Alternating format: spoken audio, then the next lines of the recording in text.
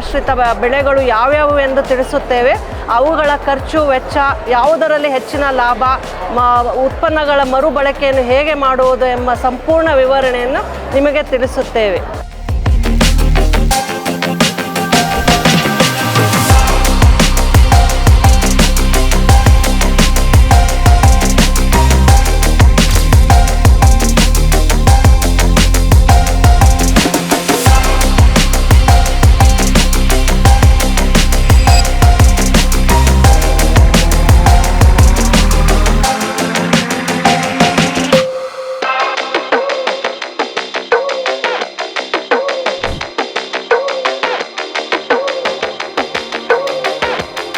ಈ ಒಂದು ಕೃಷಿ ಪ್ರವಾಸೋದ್ಯಮ ನಡೆದಿದ್ದೀವಿ.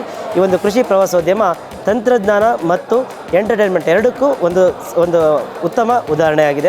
ಕರಗಿಸೋದು, ಪೊಟ್ಯಾಷಿಯಂ ಕರಗಿಸೋದು, ಆಮೇಲೆ ಕಾಂಪೋಸ್ಟ್ ಕಲ್ಚರ್ಸು, ಆಮೇಲೆ ಮೈಕ್ರೋರೈಜಾ ಅಂತ ಇದೆ. 5 ಮುಖ್ಯವಾದಂಥ ಆಹಾರದ ಗುಂಪುಗಳಿದ್ದಾವೆ.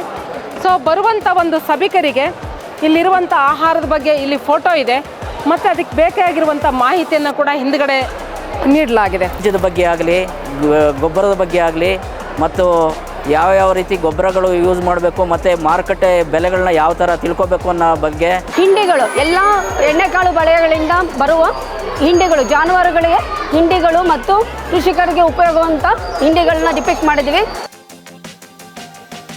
ಹೊರಗಡೆ ಎಲ್ಲ ನಿಮಗೆ ಕೆಮಿಕಲ್ ಲೈಕ್ ನ್ಯಾನೋ ಯೂರಿಯಾ ಎಲ್ಲ ಸಿಗುತ್ತೆ.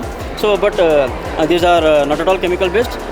So these are green synthesized, greenly prepare ಮಾಡಿರೋ ನ್ಯಾನೋ ಸಲ್ಫರು.